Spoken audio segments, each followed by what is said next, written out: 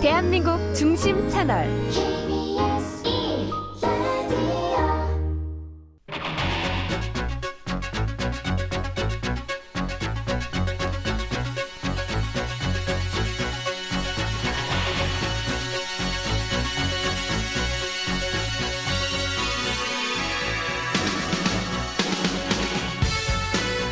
안녕하십니까. 성기영의 경제쇼 플러스 아나운서 성기영입니다. 지난해 중국 정부가 내세운 경제 성장률 목표가 5% 안팎이었는데요. 최종 성장률이 5.2%를 기록했습니다. 부동산 시장 침체와 국내외 수요 부족 등 각종 악재 속에서 비교적 선방했다는 평가가 나옵니다. 문제는 오랜데요. 중국 정부는 여전히 낙관론을 내세우고 있지만 외부의 전망은 그다지 밝지 않습니다. 중국 경제가 비관적 전망을 딛고 영광을 되찾을 수 있을지, 중국발 경제 위기에 우리는 또 어떻게 대비해야 할지 생각해보는 시간으로 마련합니다. 이 자리에 두 분 모셨습니다. 전병서 중국경제금융연구소장, 그리고 박승찬 용인대학교 중국학과 교수 함께합니다. 어서 나오십시오. 안녕하십니까? 감사합니다. 반갑습니다. 일단 전병서 소장님께 여쭤볼게요. 지난 10일부터 17일까지가 중국 최대 명절이라고 불리는 춘절 연휴였었잖아요. 우리도 그렇지만 이제 연휴하면은 보통 이제 소비 심리가 살아나기 마련인데 중국 어땠습니까? 살아났다고 볼 수 있습니다. 네. 그래서 2019년이 코로나 나기 전이었는데 그때 사람들이 얼마나 집에 갔냐고 그랬더니 4억 1,500만 명 갔는데요. 네. 이번에 4억 7,400만 명 갔어요. 네. 그래서 2023년에 3억 명, 2022년에 2억 5천인데 인구 이동은 이제 정상 수준으로 왔다. 그리고 이제 얼마를 썼냐 봤더니만 2019년에 5,139억 위안을 썼는데 이번에 6,327억 위안을 썼어요. 네. 그래서 작년 같은 경우는 뭐 코로나 풀렸다고 하는데도 3,758억 위안 썼고요. 네. 그래서 이거 회복됐다 이렇게 얘기는 할 수 있는데 문제는 먹고 마시고 이제 집에 가는 것은 뭐 회복이 됐지만 크게 사지는 않았다. 네. 그래서 내구 소비재라든지 뭐 이런 것들의 수요가 크게 늘지는 않았다. 그래서 뭐 우리가 그런 얘기하죠. 립스틱 경제라고. 네. 그래서 경기가 안 좋으면 뭐 풀 메이크업을 하는 것이 아니라 이제 입술만 빨갛게 칠하는, 지금 중국은 뭐 분명히 리커버는 했지만 아직은 아마 안을 들여다보면 한 7분 응선, 8분 응선에 와 있다. 이렇게 볼 수 있을 것 같아요. 네. 그러니까 이제 중국 인구가 14억이 좀 넘죠. 14억 정도에서 한 4억 정도가 춘절 때 이렇게 이동을 하나 봐요. 그렇죠. 구정 그 일주일 동안에. 네. 근데 그게 이제 뭐 중국의 춘인이라고 한 달간 앞뒤로 이제 그렇게 한 걸 보면은 네. 뭐 계산마다 다르긴 하는데 한 40억 명에서 한 50억 명? 그 정도로 이제 움직입니다. 네. 철도 여행을 많이 합니까? 철도 여행이 9,950만 건으로 2019년 대비 36%나 늘었다고 이렇게 하더라고요. 그래서 이제 중국이 뭐 철도망이 잘 깔려 있고 특히 이제 우리 같은 KTX 고속철도가 대도시에 다 깔려 있기 때문에 네. 지금은 뭐 철도 여행이 굉장히 많죠. 네. 그리고 이제 뭐 우리도 그렇습니다만은 자동차가 보급이 되면 이제 차 타고 집에 많이 가는데 네. 이게 중국이 작년에 자동차를 3천만 대를 샀어요. 한 해 산 게. 네. 그러다 보니까 이제 지금 같은 경우는 뭐 철도도 큰 운송의 수단이지만 자가용으로 집에 가는 사람들, 이제 이 사람들 숫자가 이제 엄청나게 늘어요. 그런데 이제 중국 춘절 소비가 지금 알려진 와는 좀 다르다 이런 얘기도 나오더라고요. 혹시 그 박승찬 교수님 최근에 언제 중국 다녀오신 적 있으신가요? 제가 춘절 연휴 전에 갔다 왔죠. 전에 며칠 다녀오셨어요? 한 열흘 정도를. 어디 다녀오셨습니까? 베이징, 상하이, 그다음에 삼선 도시, 그러니까 안후이성이라는 삼선 도시 두 군데를 갔다 왔죠. 너무 꼬치꼬치 여쭤보는 것 같은데. 아닙니다. 무슨 방학이니까 그 여행 목적으로 다녀오셨나요? 아니면 다른 중국 경제 현황을 보러 갔죠. 조사하고 그러셨어요. 인터뷰하고 네. 실업률 또 알아보기 위해서 갔고 네. 거기에 있는 이제 20대 초중반의 친구들 일자리 문제 고민 뭐 이런 이야기도 좀 같이 이야기도 좀 하고 네. 그다음에 이제 기업들도 만나고 인터뷰도 좀 하고 네. 직접 좀 왜냐하면 중국 경제가 기사로만 보기에는 매우 한계가 그러니까요. 있고 나름 또 1선과 2선선 도시를 보면서 또 체감을 해보는 것도 매우 중요하다. 그래서 중국 경제가 또 이 거지도 보지만 또 실물 경제도 직접 보는 게 중요하기 때문에 네. 네, 그런 측면에서 다녀왔고요. 얼마 만에 다녀오신 건가요, 혹시? 거의 한 달에 한 번 갔던 것 그렇게 같습니다. 자주 가세요? 네. 그러면 갑자기 탁 변했다 이런 건 못 느끼실 것 그쵸, 같고. 그쵸, 그쵸, 그럼 그쵸. 작년과 뭐 재작년의 춘절과 어땠다 이렇게 좀 비교는 좀 되시던가요? 그렇죠. 안 좋죠. 안 좋은데. 근데 작년 춘절과 비교를 하신다라면 만약 한다면 조금은 이제 좀 회복되는 기미는 있다. 네. 근데 이게 3년의 상흔 효과가 있기 때문에 네. 사람들이 3년 동안 항상 그런 말을 하거든요. 네가 3년 동안 한번 갇혀 있어봐. 이게 금방 풀어지겠냐고. 그러니까 지금 불안 심리 지금 아까 우리 전병선님 말씀하셨다시피 여러 가지 지금 부동산 그다음에 우리가 또 이 주식의 자산 가치가 지금 하락하고 네. 그래도 그리고 3년 동안 봉쇄를 다니고 소비 심리가 위축되어 있죠. 그다음에 이제 뭐 또 소득도 지금 줄어들고 있는 부분이니까 당연히 이제 소비가 이제 바로는 안 되지만 네. 작년과 비교했을 땐 당연히 좀 올라오고 있다라고 일단 좀 말씀을 드릴 수 있고요. 네. 앞에서 말씀하신 게 조금 이제 제가 조금 저도 마침 데이터를 갖고 와서 네, 네. 좀 보완을 설명을 드리면 좋을 것 같아요. 이번에 설 연휴 동안 이제 항공 철로를 이용한 인구가 한 23억 명 정도 된다고 그래요. 네. 그러니까 지금 춘절 연휴가 이번에가 좀 가장 길다고 볼 수 있는데 법정 공휴일이 10일부터 17일까지거든요. 네. 근데 이제 9일 날 이제 유급 휴가를 줘라. 정부에서 했으니까 이제 실제는 한 9일 정도를 간 거죠. 네. 그래 갔는데 이제 한 23명 되고 지금 자동차 보유량이 작년 기준에서 중국이 한 4억 3,500만 대를 네. 갖고 있다. 그러니까 이제 계산해 보면 꽤 많이 갖고 있는 거죠. 그러니까 이제 뭐 도시별로 한 100만 대를 보유한 도시가 한 94개 정도 되니까. 네, 네. 그러니까 작년에 그래도 좀 몇 개 늘어났어요. 10개 정도 좀 늘어났기 때문에 어쨌든 조금 변화는 있다. 그런데 이게 좀 보면 말씀하셨는데 저도 100% 동의합니다. 이게 서비스는 늘어났어요. 그러니까 여행 가고 네. 영화 보고 이번에 영화 박스 오피스도 뭐 80억 위안 이상을 했다. 네. 공연 연출 뭐 이런 공연도 많이 보러 갔다. 이렇게 뭐 지금 전년 동기 대비 18.47% 네, 늘어났다고 이렇게 했는데 하더라고요. 예. 사실 이거는 이제 지방 정부에서 쿠폰을 많이 돌렸거든요. 특히 영화 쿠폰을 많이 돌려서 그런 건데. 그랬군요. 그러니까 어쨌든 요식업, 여행 서비스, 여행 관광업 이런 서비스만 올라갔는데 이 재화는 조금 못 미치고 있다. 네. 재화는 못 미치고 있다. 그래서 이제 그다음에 부동산은 말할 것도 없고 이제 그런 부분이 있죠. 그래서 뭐 예를 든다면 우리가 중국 이제 하이난 면세점이 있지 않습니까? 중국 요커들이 이제 해외 안 나오고 중국 자체에 내에서 하는 하이난 면세점이 있는데 네. 면세점 매출액은 전년 동기 대비해서 그러니까 사람들이 기간도 길고 많이 갔는데 한 42% 정도 증가를 했는데 1인당 구매액을 보면 네, 네. 이게 마이너스 17% 그러니까 떨어졌다라는 것들이죠. 네. 네. 그래서 그런 부분들 그러니까 예를 들면 우리가 공항 면세점이 아니라 이 하이난에 가시면 이도 면세점이라고 좀 그러니까 시내에 있는 부분들인데 이게 한 25억 위안 정도 우리 돈 한 464억 4,642억 정도 네. 됐고요. 한 30만 명이 왔다 갔다 해요. 그러니까 1인당 평균 한 156만 원 정도를 썼는데 네. 이게 또 예전 비하면 떨어졌다. 그래서 그다음 1월달 지난 1월달 자동차 판매량도 많이 뭐 작년에 이렇게 늘어났지만 1월달 자동차 판매량도 전 5월 대비 26% 감소를 했기 때문에 예. 그러니까 서비스는 늘어났는데 재화 공산품은 조금은 이제 아직까지는 조금은 이제 좀 더디다. 예. 그러니까 좀 이전보단 지난 몇 년보단 좋아졌는데 연휴 기간이 사실 예년보다 하루 길었다는 거 그리고 1인당 지출 금액이 2019년 수준에 미치지 못했다는 거를 이제 월스트리트저널은 지적하면서 소비 수준이 이전만 못하다 뭐 이렇게 얘기를 하는 것 같더라고요. 그럼 소비 심리가 지금 살아나지 않고 있는 이유는 어디에 있다고 보세요, 전병서 소장님?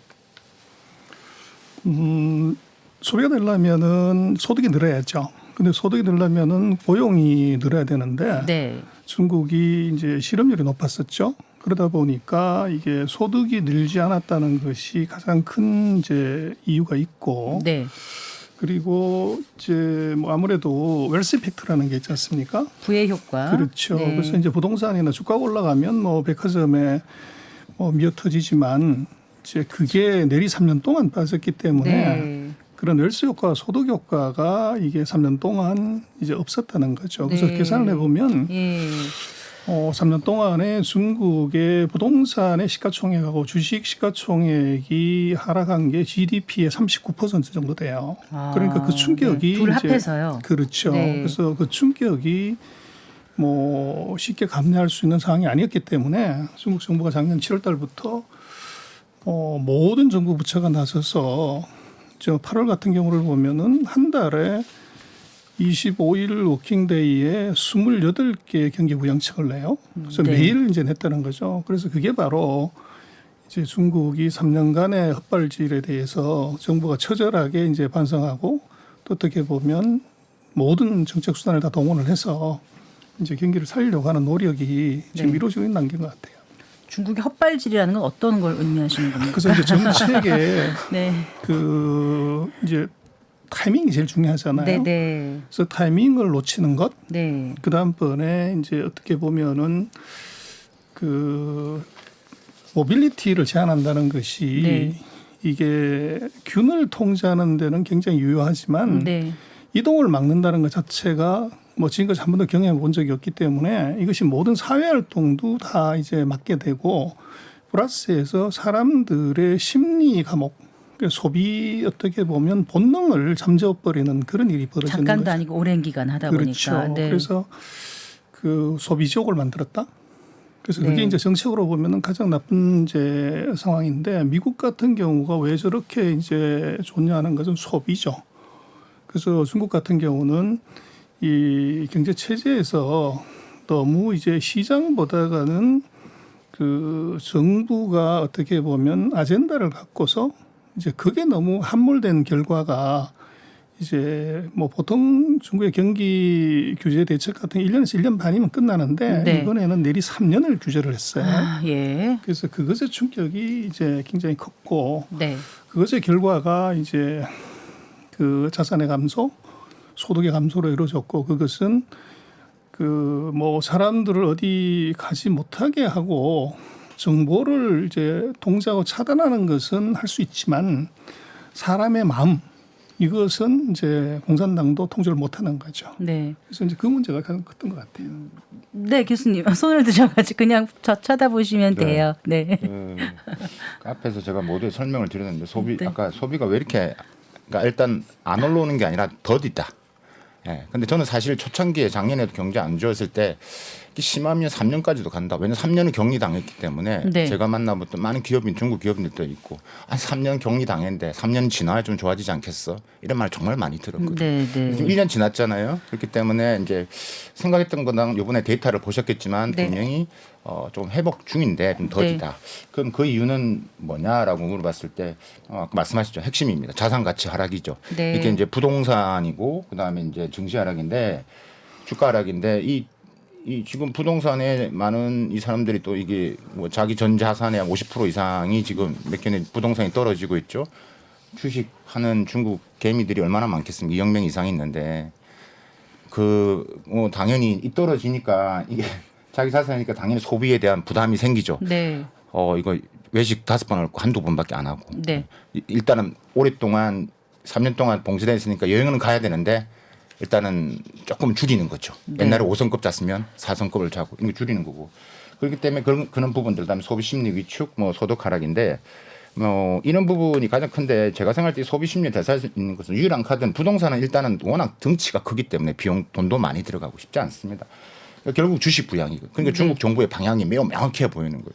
그러니까 주식 부양을 하기 위한 그거라도 해야지만 소비를 살릴 수 있다라고 네, 보는 거기 때문에 네. 그래서 선생님께서 잘 말씀하셨지만 작년 하반기부터 지금 계속 나오고 있습니다. 이게 지금 보면 뭐 지준율 0.5% 인하 네. 하는 것도 결국 뭐 유동성 공급하는 거, 공매도 제한하는 것도 그렇고, 그다음에 1월 29일부터인가요? 지난달 그 뭐 대주주 뭐 보호예수 주식 뭐 대차 거래하는 거 전면 금지를 하고, 뭐 증시 안정화 기금도 이야기를 하고, 최근에 뭐 이 증권감독이 수장도 바뀌었잖아요. 네. 우칭이라는 사람으로 이제 바뀌었기 때문에 이 사람이 잠시 후에 증시 이야기를 한다면 조금 더 제가 구체적으로 설명을 드리겠지만 이 사람이 지금 하고 있는 게 지금 어떻게 보면 중국 개미들이 가장 원하는 네. 목소리를 많이 듣고 있는 것 같아요. 그런 네. 부분들. 그다음에 핵심은 뭐 시진핑 주석이 직접 챙기겠다 뭐 네. 이런 말들이 나오니까 조금씩 반응이 움직이는 거죠. 네. 이게 이제 직관적으로 일단은 개미들한테는 큰 영향을 마음에 미칠 좀 수밖에 위안이 될 것 없죠. 같아요. 네. 그 조금 더 본격적으로 들어가 볼게요. 일단 그 중국이 춘절 이후에 금리를 0.2% 포인트 내린 거죠. 연 4.2에서 3.95로 내린 것 같은데 이게 이제 금리 인하 배경은 역시 부동산 시장의 활력을 불어넣기 위한 거 아니었을까요, 박 교수님? 네, 그렇죠. 네, 이게 가장 크다고 보셔야 됩니다. 5년 만기이기 때문에 네. 5년만 LPR이기 때문에 지금 0.25 LPR이 대출 우대 금리요. 그렇죠, 그렇죠. 그러니까 이게 이 폭도 매우 큽니다. 기존에 비하면. 그러니까 이제 장기적으로 봤을 때 이게 이런 시그널을 보내고 있기 때문에 사라는 시그널을 계속 보내고 있고, 그다음에 부동산에 대한 것들이 지금 뭐 5년 만기 LPR도 그렇지만 그 전부터 계속 관련돼 있는 뭐 이 부동산이 조금 규제를 많이 풀면서 왔기 때문에 뭐 베이징이나 상하이에서는 조금씩 거래량이 늘어나고 있는 것도 제가 현장에서 직접 가보기도 하고 뭐 했는데 확연히 이런 것들이 이제 부동산 경기를 위한 뭐 중국 정부의 정책이라고 볼 수밖에 없는 거죠. 네, 그러니까 부동산 경기 부양에 대한 당국의 의지가 나타나고 있다. 사실 중국에서 부동산이 국내 그 총생산 GDP의 뭐 4분의 1 정도 차지하고 중국인 재산의 80% 정도를 차지할 정도라면서요, 소장님? 그건 조금 과장이고요. 가장이에요. 네. 중국의 부동산 한국에서는 계속 30% 얘기를 하는데 네. 그 역대로 최대로 높았을 때 15%, 아, 그래요? 작년에 12%. 네. 그리고 개인 자산의 57에서 58% 정도. 근데 그건 우리하고 거의 비슷해요. 네. 근데 금리 인하가 이제 효과를 미치려고 하면 대략 한 6개월 정도 시차가 있다고 봐야 돼요. 그렇겠죠. 그래서 이번에 금리 인하를 한 것들 가지고서 뭐 경기가 어떠냐 얘기하는 것은 조금 이제 성급하고, 작년 8월 21일 날 이제 1년물을 금리를 1%포인트 낮췄어요. 아, 그랬군요. 그래서 그게 중요합니다. 네. 그게 이제 금년 한 6개월 정도를 더 하면 금년 1분기 말 2분기에 그 금리 인하 효과가 나타나게 되는 거죠. 네, 그래서 네. 이제 1년짜리는 아무래도 일반 대출 또 이제 소비하고 관련되는 대출이기 때문에 네, 거기에 네. 이제 자극을 줄 가능성이 높고, 지금 2월 20일에 내린 이제 25bp 내린 것은 네. 아마 6개월을 거기다 더하면 네. 아마 이제 여름에. 2, 4분기 말에서 3, 4분기 초 네. 그때 이제 그 부동산이나 또 이제 뭐 중장기 대출 거기에 영향을 줄 가능성이 높죠. 그러나 이제 중요한 것은 이게 중국의 14개 이제 개미들이 아주 눈치가 빨라요. 그래서 실제로 금리를 내리는 것보다도 정부가 어떤 생각을 하고 있다는 것을 이제 읽으려고 많이 하는 거죠. 네. 그래서 바로 제가 볼 때는 방금 박 교수님이 얘기하셨지만 이건 시그널 이펙트로 굉장히 중요하다. 6개월 뒤에 나타날 일이지만 네. 정부가 1년짜리보다도 2.5배 정도 높은 이제 큰 금리 인하를 했다는 것은 이것은 정부의 의지가 있다. 네. 이렇게 판단하게끔 이제 의도적으로 이번에 좀 파격적으로 내린 것 같아요. 네, 금리 인하 효과가 한 6개월 정도 뒤면 그때쯤 되면은 이번 금리 인하 효과가 나타나는지 아닌지를 알 수 있을 텐데 이 정도 인하 폭이면 괜찮다고 보세요. 이번에 그 LPR 그 인하는. 근데 네. 이게 중국은 그 금리가 투자에 영향을 주는 게 아니에요. 그래서 이게 실질 금리가 이게 이제 인플레이션이 있고 이렇기 때문에, 그래서 중국 같은 경우는 가격 효과, 금리를 가지고서 투자를 결정하는 것이 아니고 네. 통화량, 네. 절대 대출 규모를 갖고 조절을 하는 게, 우리 뭐 서방 세계 같은 경우는 시장이 이게 잘 형성이 돼 있기 때문에 가격이 시장을 컨트롤할 수 있지만, 중국은 자금 수요는 절대적으로 많고 지금 있는 금리라는 것은 정책적으로 결정하는 것이기 때문에 그게 시장의 실제 금리를 반영하는 게 아니에요. 네. 그래서 중국의 경기라고 하는 것은 금리는 시그널 이펙트고 네. 그 대출 규모를 중국 연간으로 10조를 하겠다, 네. 12조를 하겠다. 네. 그게 20% 늘어나면 실질적으로 돈이 더 많이 풀리는 것이지, 그렇죠. 금리가 높거나 낮거나 하는 알겠습니다. 것은 큰 의미가 없어요. 그런데 알겠습니다. 그것은 아까 말씀드린 것처럼 정부의 그런 의도, 네. 우리가 이렇게 생각하고 있다고 하는 것에 시그널을 굉장히 강하게 주는 네. 이제 뭐 시그널의 뭐 표식으로 이제 해석을 하는 게 맞는 것 네. 같아요. 예, 교수님. 이게 결국은 부동산도 우리도 그렇지만 수요와 공급이거든요. 그러니까 지금 사는 사람과 팔려는 사람이 지금 시점을 보고 있는 거예요. 그러니까 지금 지금 부동산을 팔려고 하는 사람이 가장 높은 가격에 팔려고 그러겠죠. 그다음에 살려고 하는 사람은 당연히 좀 떨어졌다 하려기 때문에 이런 것들이 이제 시그널을 줌으로써 확실히 정부가 부동산을 잡겠다는 의지를 시그널 중에 가장 핵심입니다. 그러니까 그런 수요 공급에서의 이제 더 이상 이제 오르지 않는다라는 부분들 그런 부분들을 그래서 집을 사야 된다. 아니면 혹시나 잘못 오를 수 있다는 여러 가지 부분에서 그러니까 이제 이 금리가 그런 역할을 하는 부분들이고요. 최근에 이 자료를 보시면 아까 대출해서 제가 좀 말씀을 드리려고 하는데 조금은 우리가 좀 봐야 될 게 지금 작년 전체 혹은 1월 달을 보더라도 지금 위안화 대출은 지금 증가 추세에 있습니다. 네. 증가를 하고 있고 이 저축은 증가하는 폭이 조금 줄어들고 있습니다. 네. 작년에 이제 소비를 이야기할 때 중국 경제 안 좋다 얘기할 때 걱정했던 게 뭐냐면 중국 위안화 일반적인 주민들이나 사람들이 돈을 안 쓴다는 거죠. 은행에 잠자고 있는 돈이 너무 많다는 이야기. 네. 그런데 대출은 안 하고. 네. 그러니까 지금 최근 조금 변화가 대출이 조금 증가하고 있고 네. 증가하고 있고 저축도 증가는 하는데 증가 폭이 예전보다 작다라는 둔화되고 것들. 있어요. 네. 사람들이 돈을 대출을 받아서 하려고 하는 느낌들이 지금 시그널이 나오고 있다라는 것들 네. 우리가 좀 주목할 필요는 있다. 예, 근데 그 중국 부동산 시장 지금 상황은 어떤 거예요? 우리가 이제 뭐 비구이 위안, 헝다 이런 얘기를 듣지 않습니까? 굉장히 심각하다고 이렇게 그 보도를 통해서는 듣는데 실제 현재 가보시면 어떠세요? 근데 지금 이게 워낙 이제 비구이 헝다나 이슈가 네. 오래된 이야기고 오래됐다 보니 계속 했기 때문에 크게 시장에서 지금 아까 현장에서 보는 느낌은 사실 크지는 않습니다. 예. 그러니까 지금 우리가 매체에서는 헝다 비구이 자체가 중국의 이 금융 시스템 리스크로 커져서 이 지방 부채로 이어져 가지고 이렇게 막 그런 것처럼 이렇게 중국 경제가 이렇게 무너지고 혹은 꼬꾸라지는 것처럼 많이 이야기를 했었거든요. 예.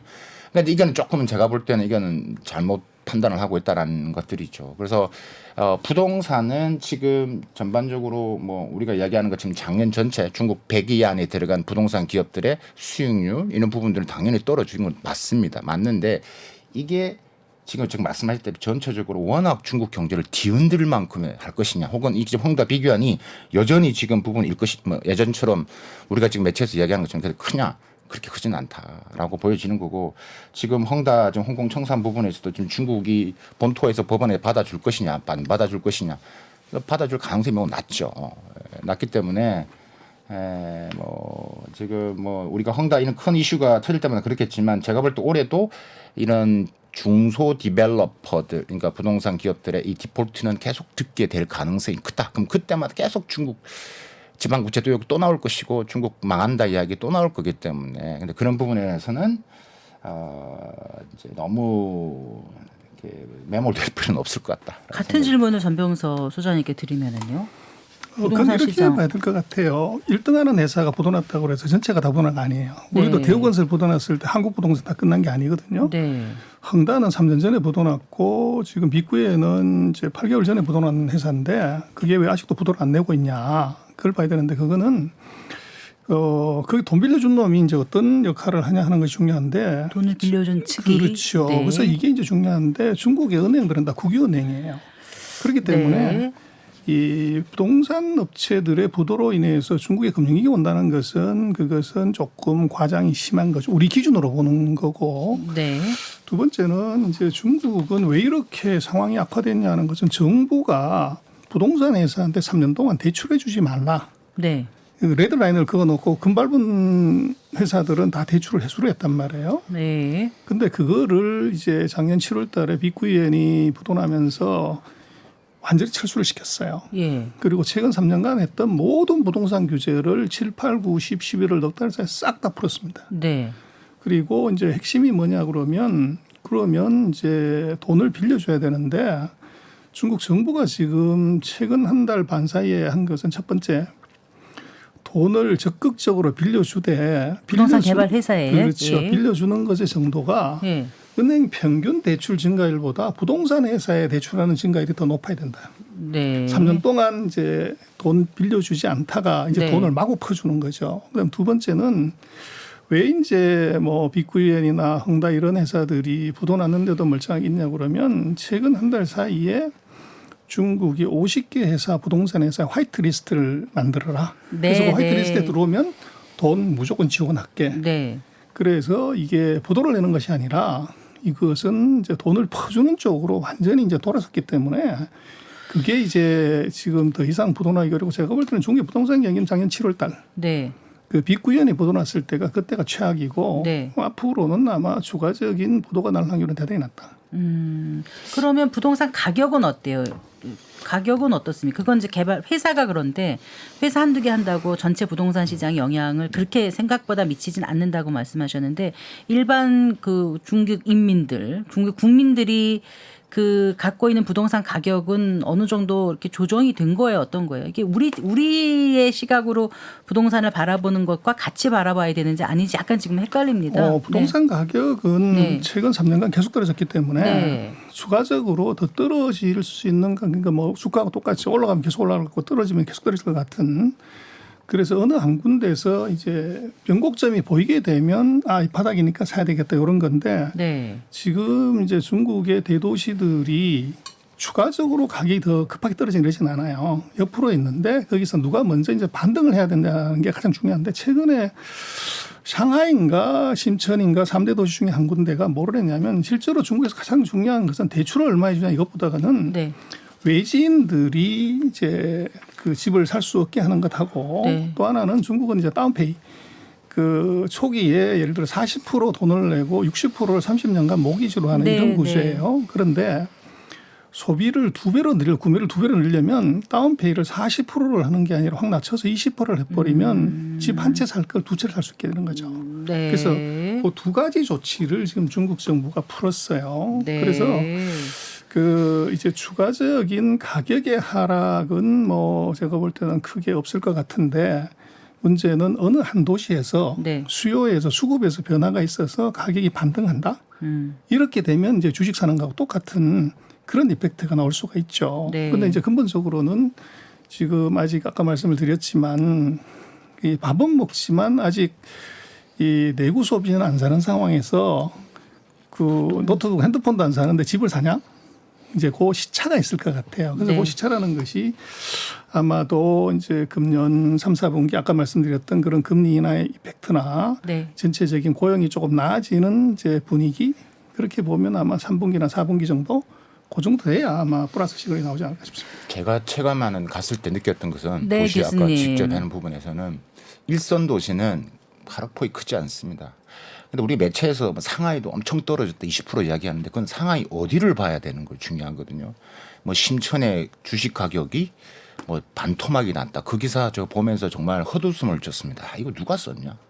그러면 그 심천의 외곽 저 끄트머리 심천하고 저기 동관의 근처에 위치해 있는 곳이거든요. 네. 그러니까 거기랑 심천에 있는 중앙 부분, 그러니까 중심에 있는 부분하고는 또 다르다는 이야기예요. 네. 네.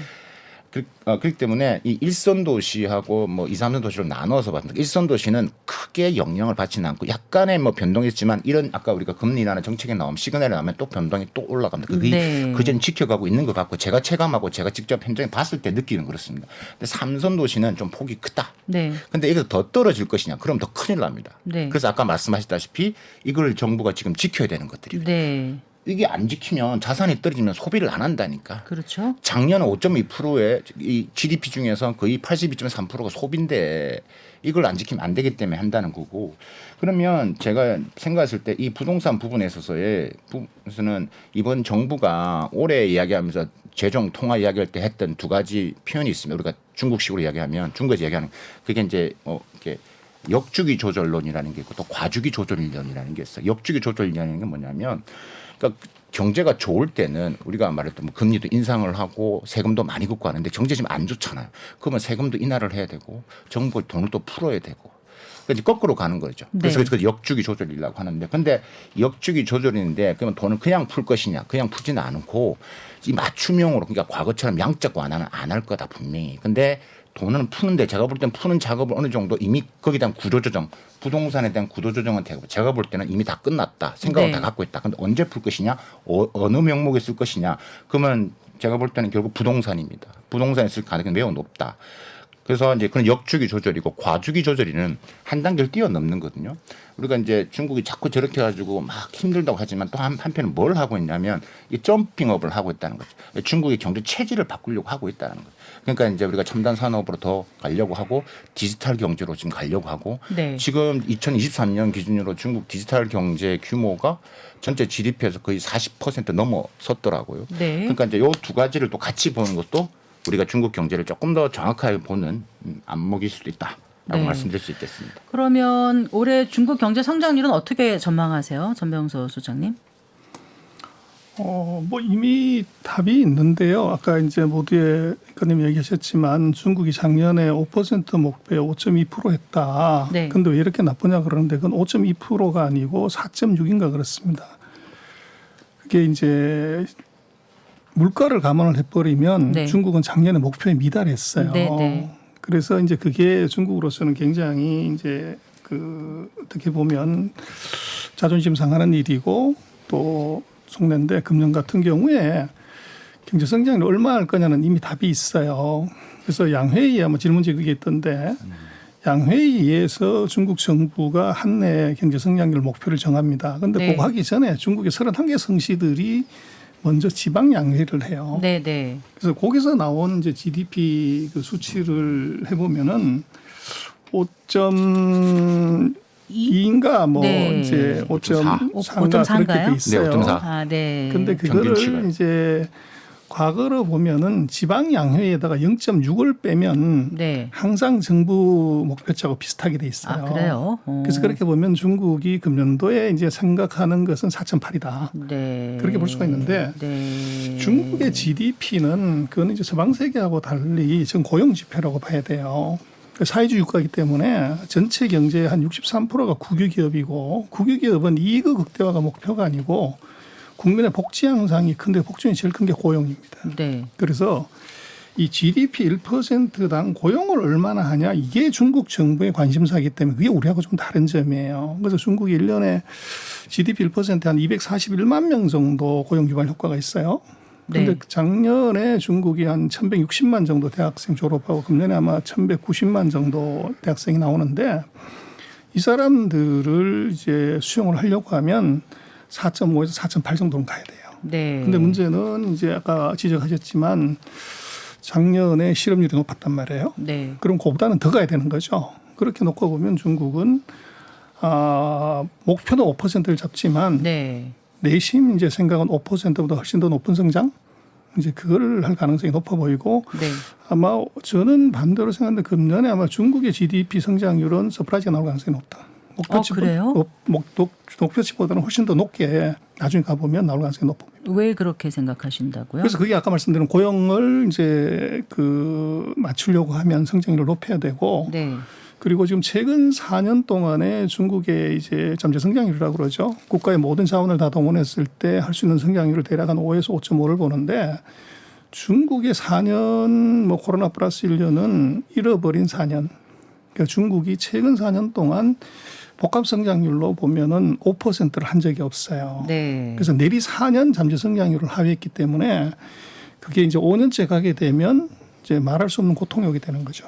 그래서 금년도 같은 경우는 이제 그런 두 가지 측면에서 그 중국 정부가 아마 GDP 성장률을 높이는데 완전 올인한다. 그래서 금년도에 그 경제 정책 회의를 할 때 보면 네. 그 선립 후포 뭐 이런 말을 써요. 그래서 선립 후? 예, 뭐 폭파한다, 파괴한다 그렇게 네. 다. 근데 그게 무슨 뜻이냐 그러면 지금까지는 보면 한 4년 동안 안정 성장이 대부분이었어요. 키워드가. 근데 이번에 이렇게 했다는 것은 딴 거 다 치우고 네. 먼저 성장률 높이고 난 다음번에 부작용이 있거나 또 문제가 있는 것을 이제 가서. 나홀 처리한다. 네. 그래서 금년도에 중국 경제 정책의 우선순위 최우선순위는 성장 우선이다. 그래서 이건 다르게 얘기를 하면 이 성장 위주 정책으로 2024년 완전히 돌아섰다. 그렇게 볼 수 있습니다. 이 우리나라라든가 이런 시장하고 좀 다른 것 같아요. 중국 경제 지금 말씀을 들어보니까 아까도 이제 대출을 늘려준다는 게 결국은 통화량을 늘린다는 거가 의미가 있는 거고 지금 말씀하신 대로 양회 같은 데서 이제 어떤 경제 성장률을 딱 정해놓고 거기에 맞춰서 고용을 높이는 쪽으로 가는 거면은 중국은 정부가 의도한 대로 어느 정도 이렇게 좀 가나 보죠. 그게 반드시 그렇게 목표를 정한다고 그렇게 되진 않잖아요. 그렇죠. 시장이라는 게. 그렇죠. 이제 이게 예. 체제의 특성도 있고 예. 일단은 저도 그 요즘 가장 여러 다른 방송에서 하면 질문을 많이 듣는 게 올해 경제 성장률 몇 % 생각하십니까? 혹은 이제 양회가 있는데 리창 총리가 네. 몇 % 이야기를 할까요? 그러니까 3월 5일 날 지금 전 세계가 주목을 하고 있거든요. 네. 근데 정 교수님 말씀하셨는데 그 이제 저는 두 가지 가능성을 이야기를 하는데 첫 번째가 이제 중국에 해왔던 그러니까 구간 성장이죠. 4.6에서 한 5% 성장 이 가능성. 두 번째가 이제 작년과 같이 5% 내외 이렇게 가능성이 큰데, 근데 저는 뭐 확신하건대 이번에도 5% 내외라는 표현을 분명히 쓸 것이다. 왜? 네. 말씀하셨다시피 중국의 이 리치앙 총리의 그 정부 업무 보고에서의 그 GDP 성장률의 근거는 결국 지방 양해입니다. 네. 그래서 그 아까 중간치가 5.4로 나왔어요. 네. 네, 근데 보통 아까 0.6이었는데 보통 0.4, 0.8을 뺍니다. 그러면 대충 나오는데 그렇게 봤을 때 뭐 중국이 5% 내외라는 표현을 분명히 쓸 것 같다. 일단은 그 말씀을 드리고 싶고, 그러면 또 많은 우리 시청자분들이 이렇게 이야기를 하실 건, 아니 작년에도 5.2 했고 올해도 5% 하면 중국 왜 자꾸 침체 이야기가 나오고 괜찮은 거 아니야? 이 그렇지. 정도면 이렇게 얘기할 수 그렇죠. 있잖아요. 계속 네. 얘기가 나오고 이런 얘기를 한다는 이야기죠. 그렇죠. 네. 그럼 이게 경기 침체가 아니라 그러니까 경기 약세, 침체라는 표현은 약세라는 표현이 맞는데, 그러니까 일반적으로 이렇게 생각할 수 있어요. 성장률이 하락하면 실업률이 증가하겠죠. 그러면 이제 자산 하락도 되는 거고, 우리가 보았을 때 그다음에 자산이 하락하니까 소비도 감소되고, 그럼 우리가 지금 생산 위축, 그다음에 또 이제 성장률 저하, 이런 악순환이 되는 거거든요. 그러니까 지금 여러 가지 지표나 작년 것을 보면 지금 지금 다 이게 지금 그런 걸 가리키고 있거든요. 지금 아까 소비도 안 된다고 우리 자산 하락하고 있죠. 근데 성장률만 올라가고 있다. 이렇게 있대. 그래서 아까 지금 질문하셨던 중국은 좀 이 목표를 세우면 다 만들 수 있는 거 아니냐라고 하셨는데, 일단 이 목표를 쳤을 때, 그러니까 지방 정부마다 여러 가지 방법, 전체적인 방향을 제시하겠지만 지방 정부마다 그 목표에 지금 지방 양에서 제시를 했잖아요. 예를 들면 올해 가장 높은 수치를 제시한 뭐 티벳, 그 다음에 하이난 같은 경우 거의 8% 이상을 제시했거든요. 거기에 맞는 근거를 자기들 할 거 아니겠어요? 네네. 그걸 이제 할 건데 그걸 맞춰야지만 또 그 공무원 또 승진을 하는 거고. 그럼 이런 말을 하겠죠. 그러니까 통계 조작이 있는 거 아니에요. 이런 말 또 나온다는. 아니면 예를 들어 고용이 잘 된다 하더라도 질 그렇죠. 낮은 고용까지 다 포함해서 고용률이 어느 정도 된 것처럼 이렇게 할 수도 있지 않나라는 생각도 들기도 하네요. 지금 말씀하신 그러니까 이제 거. 그게 통계를 이야기하는데 사실 네. 그것도 너무 그렇게 보면 모든 게 중국이 다 그렇게 따지면 다 그렇게 보일 수밖에 없는데, 그래서 뭐 작년에 지금 공산당 규정에도 이제 일대는 정부에서 이런 가짜 통계 이런 만약에 발견이 되면 네. 그만큼 페널티를 주겠다고 강력하게 지금 이야기를 하고 있기 때문에 네. 그게 일부 보도로 해서 그렇게 하시면 안 된다라고 보시면 될 것 같고, 어쨌든 이 성장률의 부분에 있어서는 제가 말씀드린 이렇게 갈 가능성이 높고, 그래서 5%로 저는 지금 올해 데이터를 좀 아까 우리가 이번 춘절 소비를 보셨기 때문에 가능성이 있어 보인다. 근데 전반적인 아까 실업률이라든지 자산 하락, 그래서 자산 하락을 막아야 되는 거고요. 소비를 올려야 되는 거고요. 그래서 생산 위축, 그다음에 이제 이런 민영 기업들이 이제 또 재투자를 하게 만들어야 되기 때문에, 네. 그래서 이번에 제가 아까 말씀드렸던 그러니까 조금은 이제 유동성을 푸는 거라든지 부양을 위한 여러 가지 있는 제가 역주기 조절 말씀을 드렸는데, 이걸 시기적으로 보고 있을 겁니다. 그만큼 5%는 중국 공산당이 분명히 방어를 해야 됩니다. 네. 결국 실업률은 공산당 리더십의 바로미터입니다. 네. 아까 지금 잠깐 얘기하신 것처럼 중국 경제가 왜 어렵냐 그러는데, GDP 성장률이 높다고 그래서 경기가 좋냐 이거는 아니에요. 이거는 생산이, GDP는 국내 총 생산이잖아요. 그렇죠. 그러다 보니까 네네. 생산은 많이 했는데 소비가 이게 안 되면 회사가 왜 망하냐 그러면 이게 만들어 과잉 놓고. 재고 때문에 네. 재고 때문에 망하는 거죠. 그래서 중국 같은 경우 지금 문제가, 중국이 얘기를 한 게 보면 그 년도에 그 경제 공장 회의할 때 보면 우리가 어려움이 세 가지가 있다. 하나가, 첫 번째가 수요가 부족하고, 두 번째는 일부 산업에서 공급 과잉이 있고, 세 번째는 사람들이 중국 경제에 대한 이제 기대치, 신뢰도, 그러니까 소비자 심리 지수가 낮다. 요 세 네. 가지를 실토를 했어요. 네. 그래서 지금 중국 경제의 문제는 생산의 문제 아니고, 그러니까 GDP 성장, 그러니까 프로덕션을 하는 것이 문제가 아니라 컨섬션을 컨섬션. 얼마나 하냐. 네. 아까 말씀드렸던 것처럼 GDP는 5.2가 나왔는데 네. 그게 명목을 보면 4%대란 말이에요. 네. 그래서 이제 그만큼 차이가, 그게 이제 전부 과잉 재고로 잡히는 거죠. 네. 그래서 이제 지금 문제는 그 과잉 재고를 어떻게 해소하냐는 것이 네. 제일 이제 심각하고, 아마 금년에 3월 달에 양회를 할 때도 네. 그걸 어떻게 해소하냐에다가 아마 전체 다 모든 걸 다 금리 내리고 돈 풀고 뭐 쿠폰 주고 하는 것들을 다 거기다 맞출 확률이 굉장히 높아 보여요. 네. 자, 성기영의 경제쇼 플러스, 오늘 박승찬 용인대학교 중국학과 교수, 그리고 전병서 중국경제금융연구소장과 함께 올해 중국 경제 전망해보는 시간으로 마련하고 있습니다. 잠시 후에 계속해서 얘기 이어갈게요.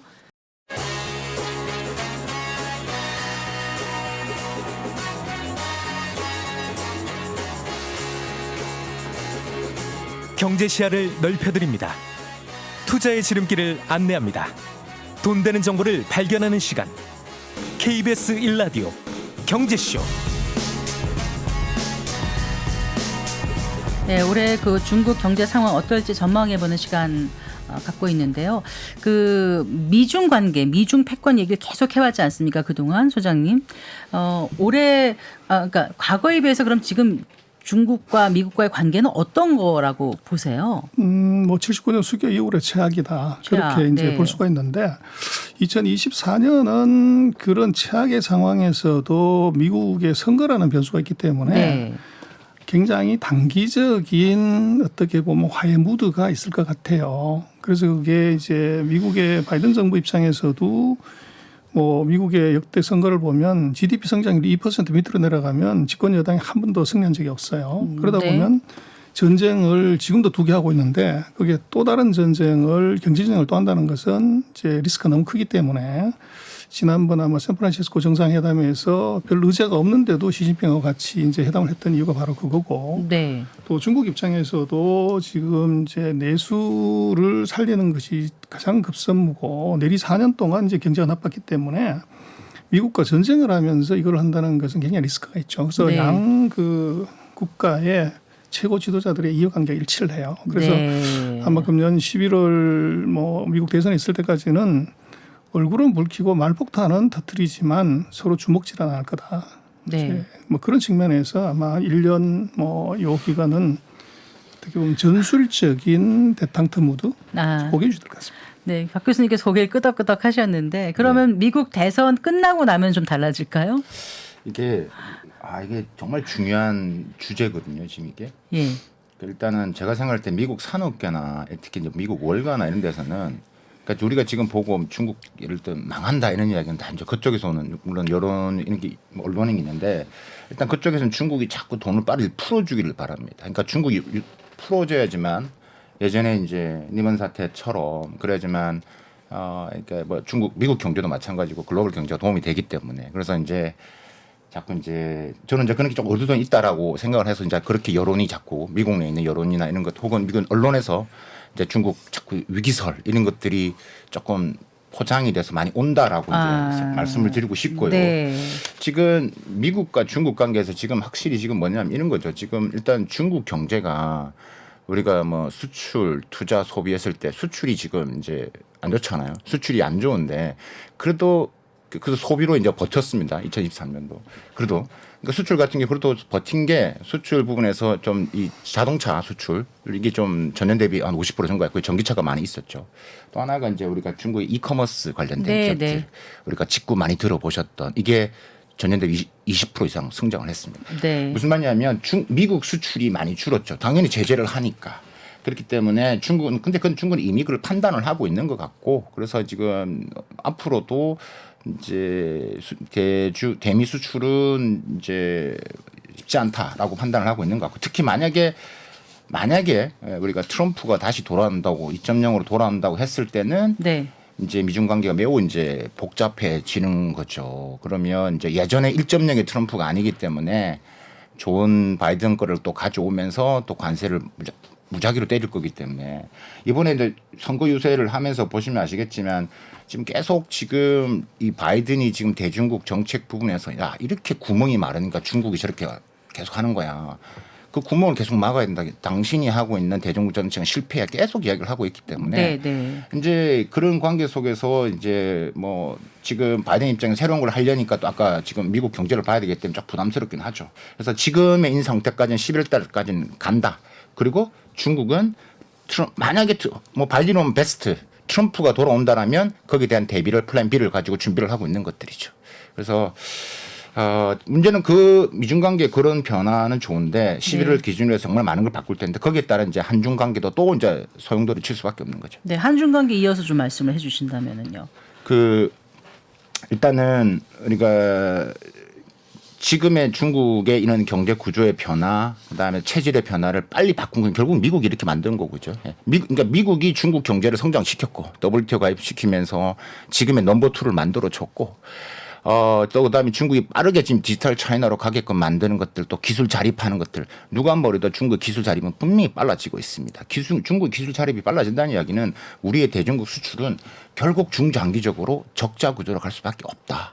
그러니까 지금 우리나라가 대중국 수출하는 분야가 결국은 우리가 말한 중간재라는데 중간재 부품 소재 소부장이라고 하는데 소재 부품 장비가 지금 중국이 다 하겠다라고 하는데 그렇다라면 네. 그런 부분에서 우리가 작년에 우리가 봤던 대중국 적자 그거는 뭐 여러 가지 요인 경기적인 요인 구조적인 때문에 그러지만 그것을 벗어난 이 중국이 자체적인 요인으로 우리가 대중국 수출이 이제 떨어지는 부분에서는 우리가 이제 곧 뭐 고착화될 가능성이 높다. 그것을 분명히 인식을 해야 되고 그렇다면 우리나라 입장에서는 당연히 좀 더 이제 뭐 초격차 유지를 해야 되고 상품에 대한 혹은 제품에 대한 방향성을 제대로 잡아야 되겠죠. 네. 그러니까 과거와 같은 중국 수출의 컨셉에서 넘어서 우리가 협력할 수 있는 지금 예를 들면 이런 거죠. 미국이 중국을 때리고 있지만 반도체 장비는 우리가 계속 중국에 수출을 많이 하고 있거든요. 네. 그러니까 할 수 있을 때 계속 해 나가야 되고 그 영역에서 우리가 중국과의 협력할 수 있는 포인트를 찾아야 되는 것도 매우 중요합니다.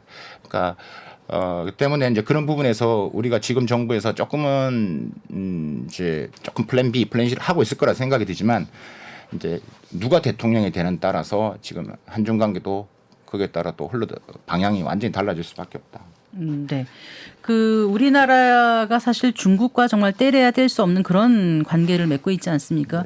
특히 또 이제 이번에 그 홍콩 ELS 폭락 사태를 지켜보면서 이것도 역시 뭐 중국 경제 영향을 받는 거다. 그리고 이제 그 국내 증시가 뭐 일본이라든가 미국의 역대급 호황에 비해서 상대적으로 좀 부진한 모습을 좀 보였던 것 최근엔 좀 올라왔습니다만은 그것도 우리 경제 중국 의존도가 높아서다 이런 얘기도 하는데 거기에 대해서 어떻게 생각하세요, 소장님? 제가 볼 때는요. 네. 지금 물은 높은 데서 낮은 데로 흐르지만 네. 돈은 낮은 데서 높은 데로 흘러요. 그게 무슨 말씀이세요? 그래서 돈이? 금리가 낮은 데서 금리가 높은 데로 성장률이 낮은 네, 데서 네. 성장률이 높은 데로 흐르는데 한국이 왜 이제 미국이나 일본 원전도 우리만 나쁘냐. 네. 우리 작년 GDP 성장률 1.3인가 뭐 1.3인가 그래요. 일본이 2%입니다. 미국은 그보다 더 높고요. 돈이 어디로 가겠어요? 그렇죠. 네. 그래서 우리나라가 지금 최근 뭐 한 10년 동안에 세계 평균 성장률을 못 따라갔어요.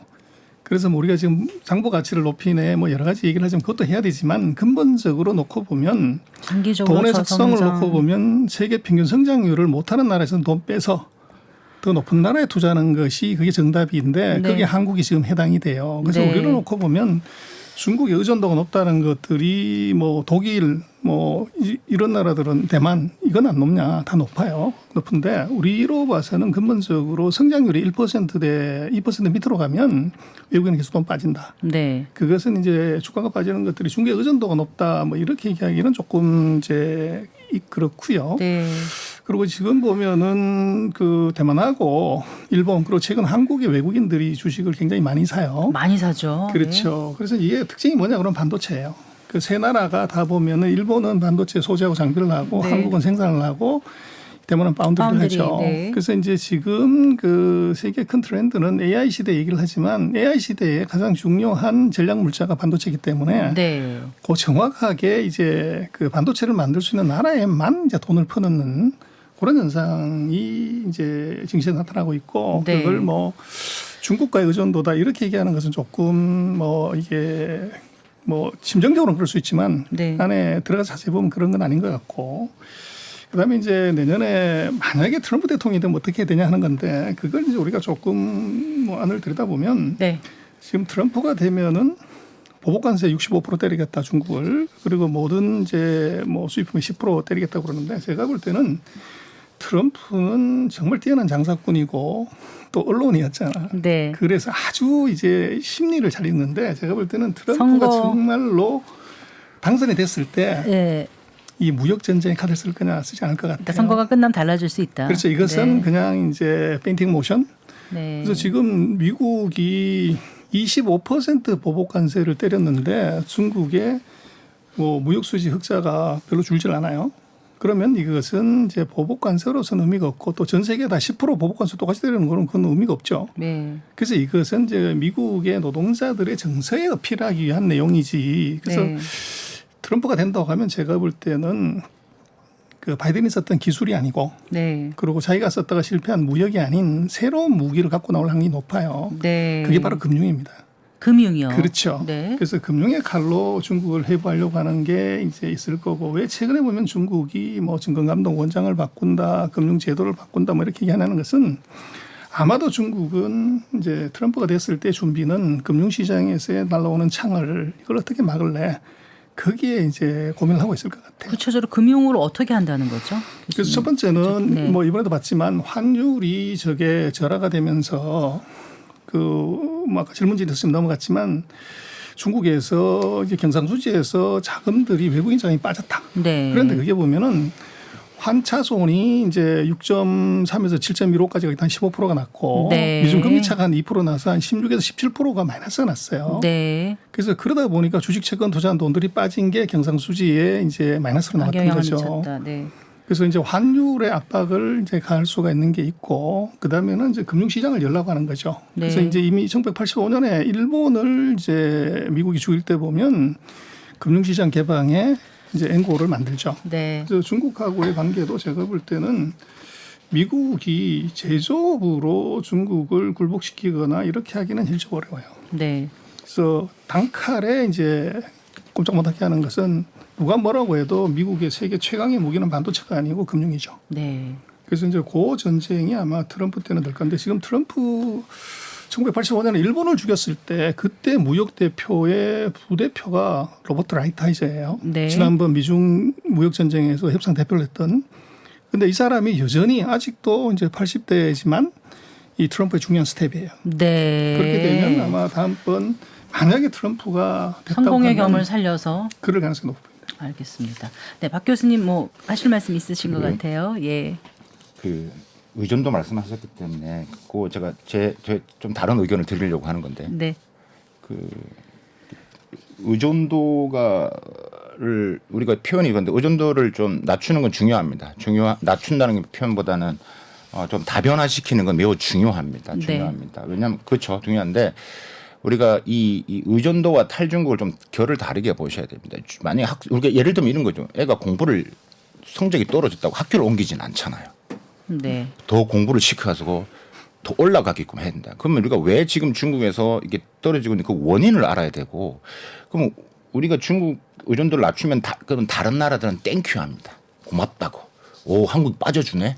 그러면 유럽이나 일본은 계속 들어간다는 이야기예요. 네. 근데 그걸 우리가 정확하게 좀 볼 필요가 있다. 그래서 일단은 중국 시장은 계속 우리가 돈을 벌어야 되죠. 그건 첫 번째 맞는 겁니다. 맞는 거고 우리가 여러 가지 부분에 있어서의 지금 이제 너무 의존도가 높은 것은 다변화를 통해서 플랜 B를 가기 위한 작업은 당연히 해야 된다. 하지만 시장을 완전히 바꾸고 중국을 뭐 나와야 된다 이런 식의 흐름을 가는 것은 아닌 것 같다라고 생각이 들고요. 그래서 그런 개념에서 우리가 좀 한중 관계를 봐야 된다. 그래서 이번에 미중 관계를 이제 볼 때 네. 미국의 여러 스탠스를 봐야 하는 게 매우 중요하다. 저는 개인적으로 만약에 트럼프가 온다했을 때 아까 저는 뭐 금융도 말씀을 하셨는데 금융은 이제 누가 되나 계속 가지고 있는 무기라고 생각을 하고 미국이 갖고 있는 원래 잘하는 무기이기 때문에 하고 근데 분명히 결이 다릅니다. 바이든하고 트럼프는. 그 아까 로버트 하이즈도 누구보다도 제조업을 가지고 관세를 가지고 이야기했던 사람이기 때문에 그래서 아마도 이제 저는 이제 걱정이 되는 게 이런 것들이죠. 그러니까 완전히 바이든식에서 완전히 틀을 경우 지금 이제 일단 우리가 미국에 다 맞춰놨죠. 바이든식의 정책에 맞춰놨죠. 일단은 우리가 어떻게 될 것이냐. 네. 그러면 또 한중 관계도 또 이제 틈이 생기기 때문에 예. 거기에 대한 부분들이 준비할 거라 생각이 들고요. 저는 제가 볼 때 만약에 트럼프가 돌아오면 폭풍우가 몰려옵니다. 이게 상황이 매우 심각해진다. 네. 마무리 좀 해야 될 것 같아요. 전병수 교수님 끝으로 우리 정부, 우리나라는 어떻게 준비를 해가야 될지 이 말씀 총론적으로 좀 해주시면 좋겠습니다. 위기라는 게 위기가 기회가 같이 있는 거죠. 그래서 중국이 뭐 이제 나빠진다 이렇게 하는 것은 우리한테 두 가지 이점이 있는 것이 하나는 우리 원자재를 중국에서 사오기 때문에 원가가 떨어져요. 그다음 두 번째는 이제 자기가 안이 어렵기 때문에 한국에 대한 이제 압박이나 규제가 이게 이제 느슨해지거나 이제 더 악화되지 않는 그런 게 이제 존재하는 거고. 그다음에 이제 우리가 조금 크게 놓고 보면 그 미국과 중국이 기술 전쟁을 했을 때 거기에 반도체 첨단 기술에 대한 이제 브로킹이 세게 들어가요. 네. 그렇게 됐을 때 지금 중국으로서는 뭐 물론 뭐 전 세계 인구의 5분의 1을 가진 나라에서 뭐 시간이 가면 개발을 할 수 있지만 시간의 싸움이 지기 때문에 누군가하고 손을 잡고 파트너가 돼야 되는데 네. 거기에 이제 어떻게 보면 한국이 굉장히 유력한 대상으로 우리가 러브콜을 중국한테서 받을 수 있는 단계에 와 있어요. 그래서 네. 이제 이것을 우리가 어떻게 레버리지를 걸 거냐 하는 것이 이게 굉장히 중요한데 문제는 뭐 그런 말 있지 않습니까? 설레면 이기는 거고 두려우면 지는 거라고. 그래서 이제 우리가 중국하고의 협상이나 이걸 너무 이제 그 두려움이나 공포, 보복 이제 이런 쪽에 있으면 그게 안 되죠. 네. 그러나 안을 자세히 들여다보면은 지금 세상의 모든 것은 반도체로 통하는데 이 반도체를 만들어줄 수 있는 것은 미국도 아니고 일본도 아니고 중국도 아닙니다. 대만하고 한국 두 개밖에 없는데 대만은 중국과 전쟁을 하고 있는 상태이기 때문에 협력의 파트너가 절대 될 수 없어요. 그렇다면 그러면 이제 한국이 뭐 당연히 이제 중국은 고려 대상이 되고 제가 볼 때는 미중이 전쟁을 하면서 우리로서는 반도체라는 아주 신이 내린 선물이 하나 있기 때문에 이걸 잘 레버리지 걸어서 아더스 다른 품목에서의 이제 우리가 중국에서 비즈니스 할 거리를 찾는 것. 네. 요거는 기업도 해야 되고 정부도 이제 찾아야 될 거아닌가 싶습니다. 네. 네, 자 경제 위기설이 꾸준히 제기되고 있는 중국 그 위기설의 실체를 들여다보고 또 우리 경제가 대비해야 해 나가야 될 부분에 대해서 짚어보는 시간이었습니다. 오늘 두 분 말씀 잘 들었습니다. 감사합니다. 고맙습니다. 감사합니다. 네, 박승찬 용인대학교 중국학과 교수 그리고 전병서 중국경제금융연구소장과 함께했습니다. 성기영의 경제쇼 플러스 오늘 순서는 여기까지입니다. 저는 아나운서 성기영이었습니다. 고맙습니다.